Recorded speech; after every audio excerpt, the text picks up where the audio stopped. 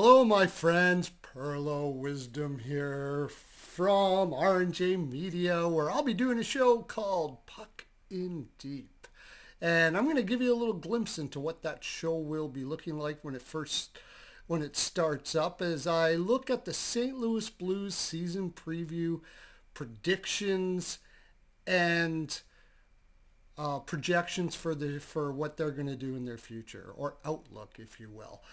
I'm also part of the Ice Guys, voted the best podcast in North America last year. So you can catch me on that as well. Get yourself subbed up. We made a lot of money last year. It's a lot of fun. Sure you'll enjoy it. All right, let's look at the St. Louis Blues. I'm going to be looking at Puckpedia here. They seem to have the lines in a pretty good order.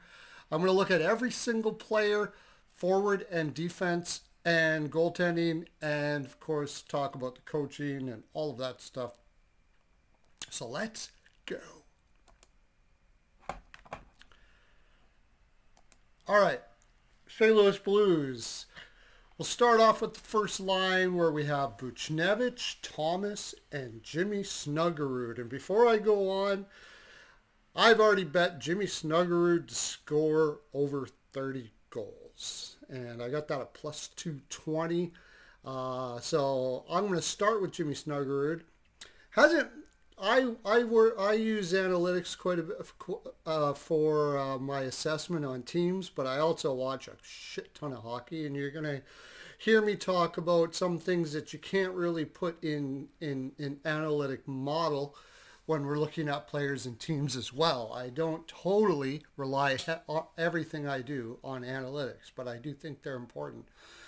I don't really have any analytics for Jimmy Snuggerud because he didn't play enough. He only had 7 games played, but I'll tell you, in the 7 games played that I saw and what I did see in college, this kid is something else. I would also bet him to win the Calder as well. Davidoff's probably got the inside track, but you can get that at a pretty good price. I think it's like plus 1,800. So I put a little bit on it. Love the guy. Looks like they're going to try him up on that top line. He played on the top line for the 7 games that he did play, and he not only did he not look out of place, the guy looked absolutely great. Like if I didn't know he was a rookie, I would think that he was a veteran player. So intelligent, very confident, strong physically, 6'2", 187, and I imagine he'll be a little heavier this year. Not afraid of physical contact. Seemed to play a good 3-zone defensive game. Everything. I just love the guy. I love his attitude. I love his compete. I love him a lot, obviously. Can I go over and over and over again this? I like Jimmy Snuggerud a lot. So we'll go over to the middle here with Robert Thomas. What a great player this guy is. So underrated. I mean, here's one of those guys when people ask about like who's the most underrated player in the league, he often gets forgotten. So I would say probably you could put him up there. I always say that the most underrated player is a guy that goes forgotten, and he's quite often forgotten. Over a point a game player, he gets 81 points, but the thing about Robert Thomas is he's so excellent as a 3-zone defensive player. Plays against the elite talent, like absolute elite talent. It's not very common that you see players that are sitting at like 97% when it comes to competition on JFresh. I use JFresh Analytics. He doesn't pay me for this. He doesn't even know who I am. I tried a whole bunch of analytics to apply to my handicapping, which is sports betting, and this one seemed to have the best results. So there you go, JFresh Analytics. It's the best. Free promo. You can get it for like $10 a month. That doesn't cost all that much on his Patreon. But has a great shot, great playmaker, slick player. And isn't a guy that gets pushed around too much at 6', 187. He's just very smart. Just a great smart player. Good number one. Nothing wrong with him at all. Of course, he's not elite. St. Louis isn't really known for their elite players. They're more known for their depth and intelligent players, which we'll get to with Pavel Buchnevich. Who is that? Pavel Buchnevich is such a good 5-on-5 player. When the New York Rangers traded him, I couldn't believe it. I mean, this was a team that struggled 5-on-5, and he was their best 5-on-5 player. They were having cap issues. I was like, well, figure something out. Don't get rid of Pavel. But maybe there's something behind the scenes where he wanted to move on. I don't know. But he puts up good offense, plays again like Thomas against elite competition. When I say that, there's some number one centers that sit around 70 or 80% when it comes to competition, which means the coach tries to keep them away from the other team's top lines, and they're shutdown guys usually. No coach, by the way, not Montgomery or the coach before him or any other coach they've ever had, Berube has ever tried to keep these guys away from the elite competition, and that is rare, and they do exceptionally well.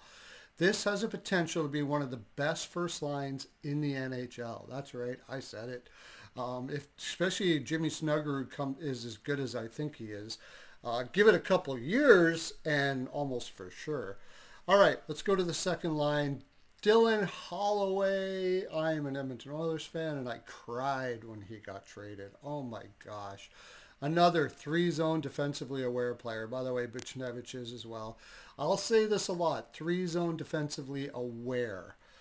Doesn't mean that I think he blocks a lot of shots or he comes back real hard in the defensive zone. That doesn't always mean you're a good defensive player just because you skate really hard. Three-zone defensive play means you know when to produce offense and when to take risks and when not to, and you're always aware about your defensive positioning all over the ice, making sure you can get back in the neutral zone, back in the defensive zone for your spots, for outlet passes and all of that, and Holloway is very good at that at 24 years old. He's excellent, and he had 63 points last year. The only problem, of course, he's had injury issues. And that's a little bit worrisome. It might have been why Edmonton kind of passed on him when they gave him an offer sheet. I have other theories on that too. I don't know, but I still say they shouldn't have. Still say they should have matched that offer. But he's great for a second liner. He's already at 24, borderline elite second line left winger. So, so hard for me. Jordan Kyrou, again, top end second liner. And last year specifically, when Montgomery came in, and you can say that about all these guys actually, everybody seemed to buy into Montgomery's system. Montgomery plays a very complex defensive system. It's not a very simple it's not a very simple zone system. It's a hybrid man-on-man and zone system, which really takes a lot of chemistry usually to be effective.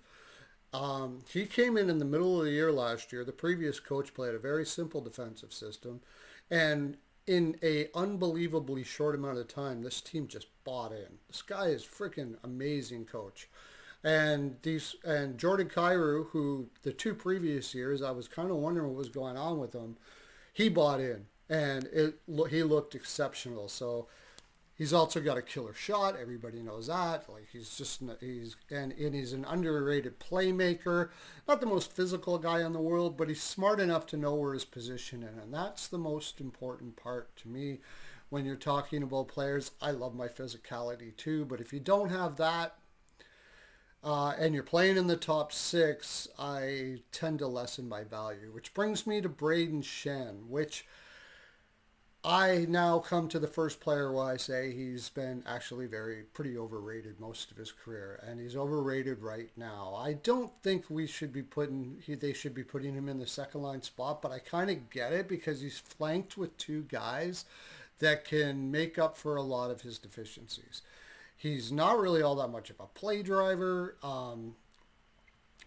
He's a decent second line center. Not very good. I'd rather see him on the third line, getting less minutes, playing against lesser competition. But he is a leader. He is their captain, and he obviously does a lot of good things in the room and all that stuff like that. And he has offense. He's not a terrible player. He's not a terrible player. But I remember at the deadline when like Toronto fans were saying, "Get Braden Shen, get Braden Shen." I'm like, man, at $6.5 million, I think he's over. You're paying a little too much. I know people will see his point production and say, well, that's what you get for a 50-point player. I don't just look at points. His overall game is kind of meh, to tell you the honest truth. So still a good second line nonetheless. And I'll talk now about the third line, and I'll start with Pius Suter since I just talked about Braden Shen. I actually think Pius Suter should play the second line here. This is a guy.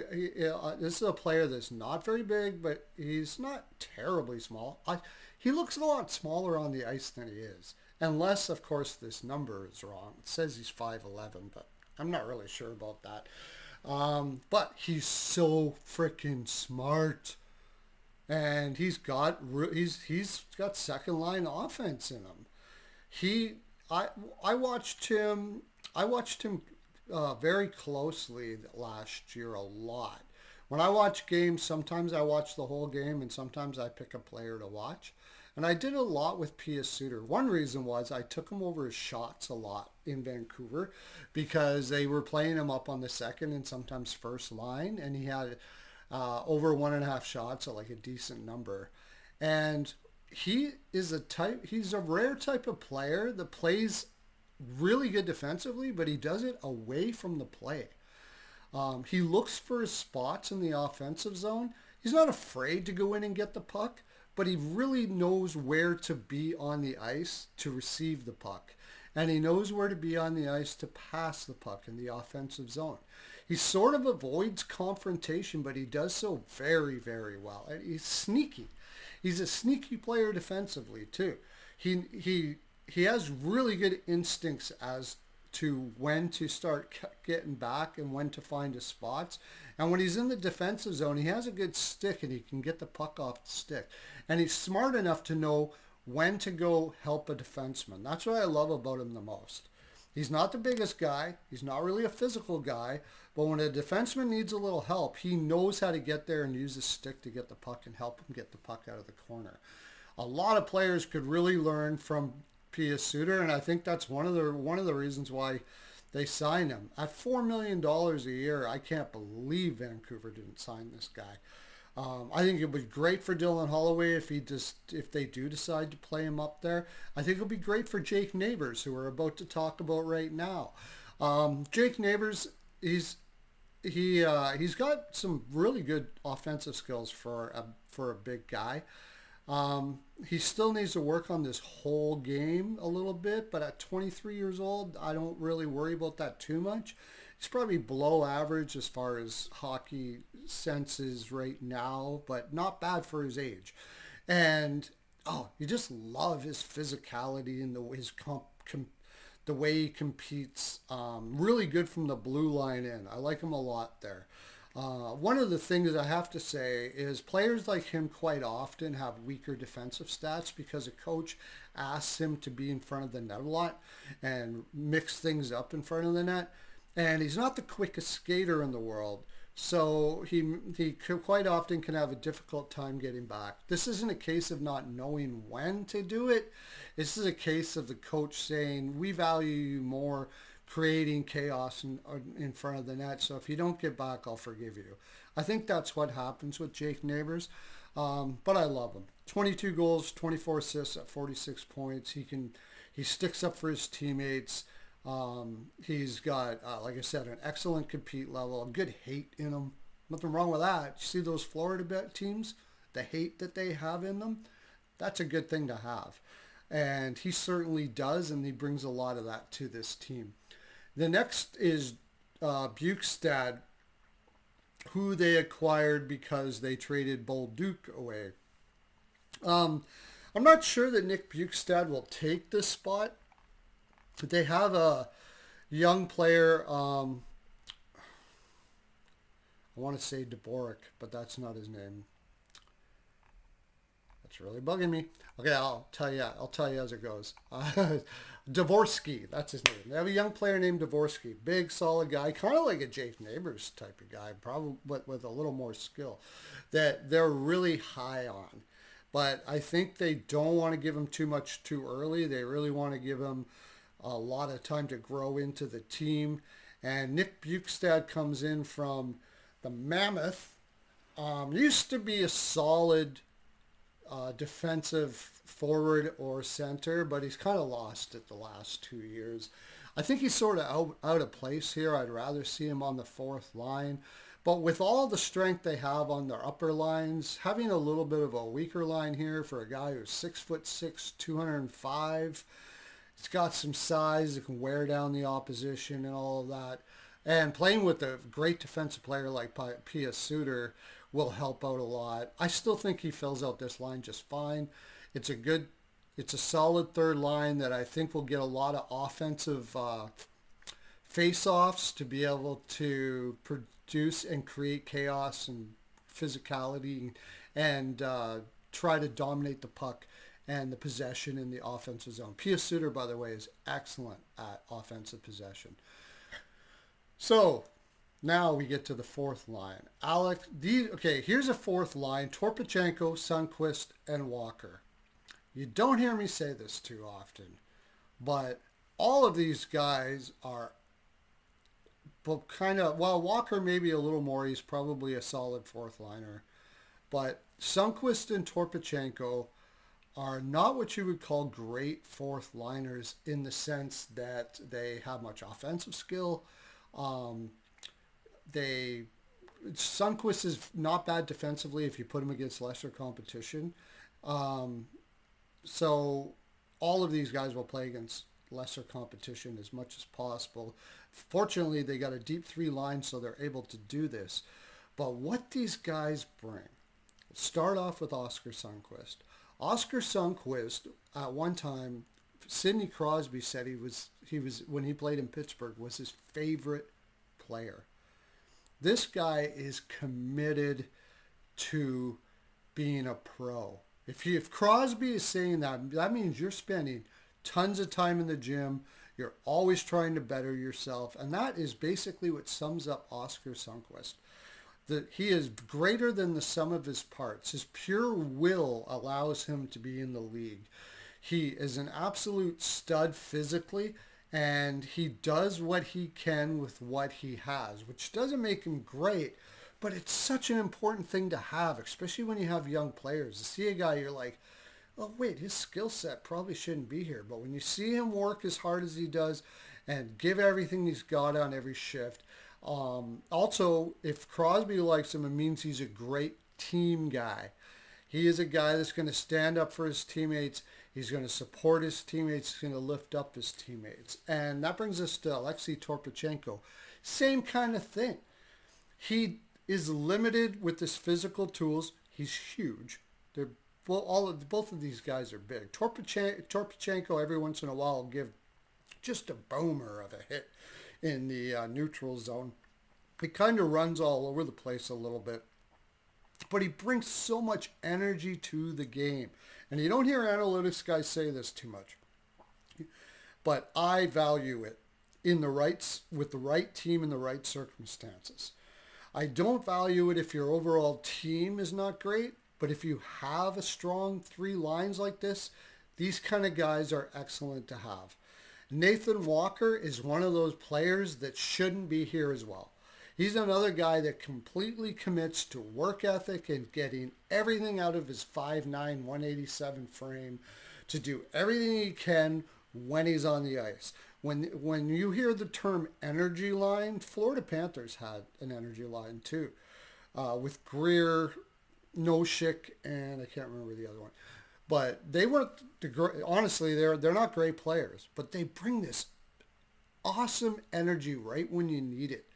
And they just run around, try to keep some sort of semblance of a system, but for the most part, they're out there to say, come on, guys, let's frickin' go.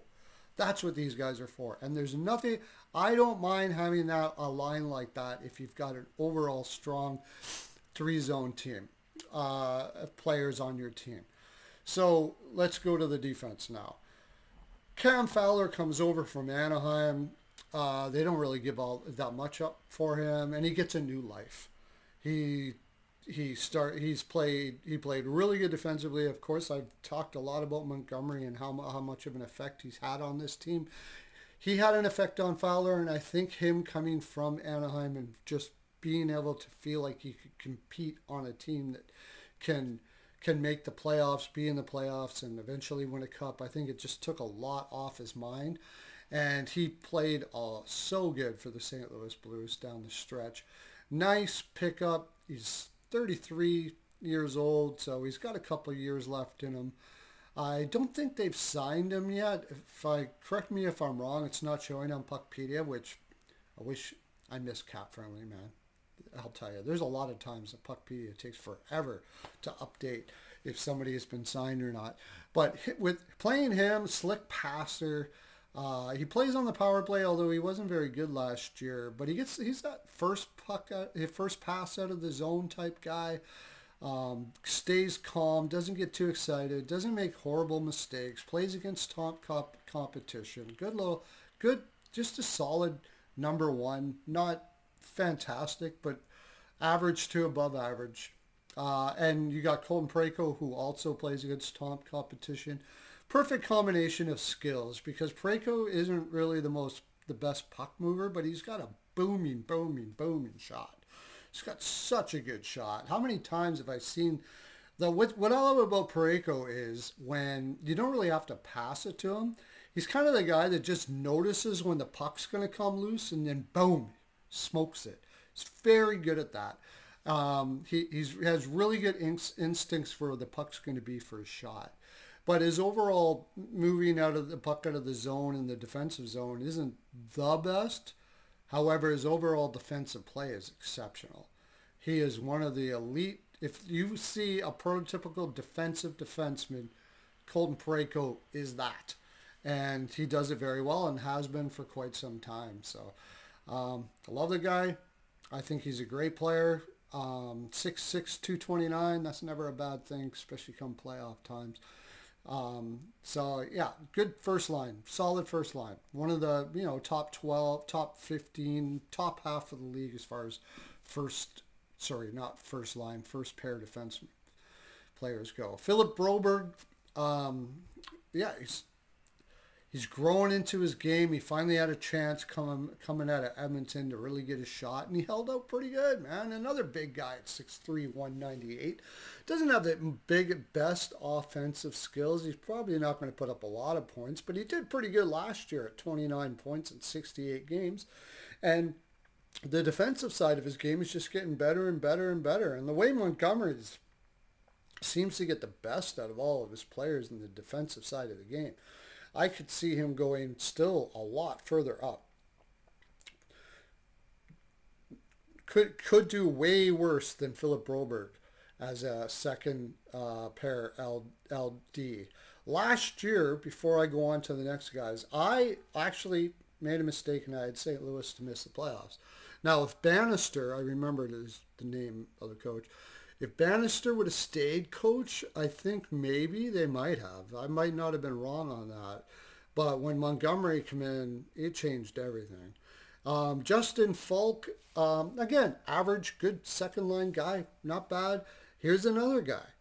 2 years before that and under Bannister, Falk, I guess Bannister just treated him like an offensive guy. I don't know. But last year, after Bannister left, Falk just went through the roof, man. His defensive analytics went nuts. Best of his career, for sure. And if he keeps that up, we got a solid top four here, man. None of these players are elite, but just solid all the way through lineup with very good compete players that on the ice look like they just absolutely hate the opposition.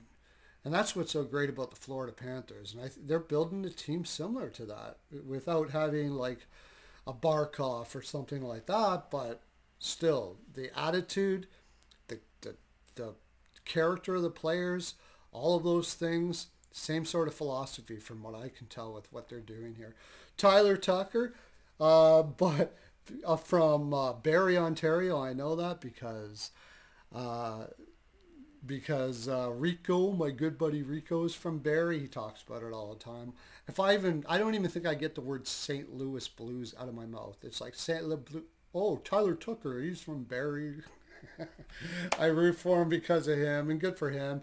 And he's a good player. He's not a bad 3D. He's growing. I think that's what he's going to probably be his whole career. He's got a couple years to grow yet, but nothing wrong with him. Solid, just not really great at any one thing kind of guy. Like just decent third pairing defenseman. Can't really say anything about more than that. There's a lot of players in the league that are playing much higher in the lineup than Tyler Tucker does that shouldn't be there, that are not as good as Tyler Tucker. So that he's a good player.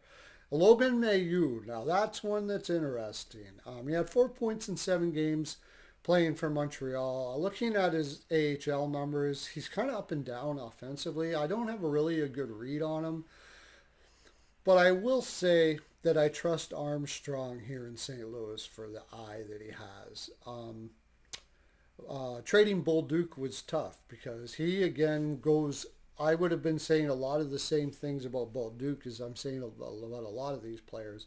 He was going to be a really good player, but I think having Dvorsky there and they like him just about as much gave them the comfortability to go out and get a Logan Mailloux. So I'm going to trust them. I don't know if he's going to play here this year or not. I'm not sure. But overall, I really like this roster. My initial thoughts when we first went in, after the season was over and stuff, one thing I'm not usually like to do, or something that I don't usually like to do, is take a team after they have a coach bump the year before. A coach bump is when a new coach comes in and all of a sudden they take off. I usually don't take the team the next year because that energy can quite often wear off of that new coach fighting for your spot and stuff. But with what I've seen out of Montgomery, I'm going to go against that this year. And I think this team will make the playoffs. Where they're going to land, I don't know. Their upside is pretty high. I think it's probably just over a bubble, fairly comfortably. In maybe 3-4 points above the bubble, somewhere around there. But I think they make it in, and look out for them next year. I didn't talk about the goaltenders. Jordan Binnington will be Jordan Binnington. He'll be just good enough in the regular season, and then when it matters, all of a sudden he'll look like Patrick Waugh or something like that. Like he'll just go nuts. Like especially when you play him in like international tournaments. This guy just seems to have a difficult time focusing in the regular season. A lot of players are like that as well, and I can understand that, but if he stays healthy, he'll probably play this 2.69, just around .90 save percentage. Sometimes you'll watch him and go, really, Jordan, you're really that disengaged? And then other times you'll see him and go, oh yeah, this is the Jordan Binnington. He's really inconsistent in the regular season. Joel Hofer, he is just getting better. I don't know how good he's going to be. I think he's probably just going to be a really solid backup, and that's fine because Binnington's 32. He's probably got about 3-4 years left in him. Maybe by the time Hofer is 27, 28 years old, he has a huge bump. Happens with goaltenders. Maybe that's what St. Louis thinks. Otherwise, they seem to draw players really well. They can probably find another goaltender. And like I said, it's no hurry because Binnington's doing pretty well as it is. So I think they make the playoffs. I think they probably look for defensive depth down the road. They got Matthew Kessel, who can fill in if they have to, but he's not really all that great. Adam Juracek, he's probably going to be a while before he can get up there. I think they're going to be really patient with them.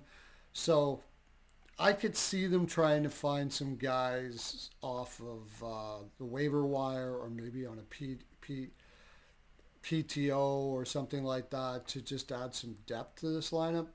Overall, though, like I said, I think they'll make the playoffs. Tell me what you think, boys and girls. Comment in the comment section. That's my full 42. And if you like all my content and you like to chat with me on the regular, Perlo's NHL POW on Twitter. Always glad to talk to everybody. Put up some stuff up there that are pretty interesting. I think you'll enjoy it. Have a great day, everybody. Okay, bye.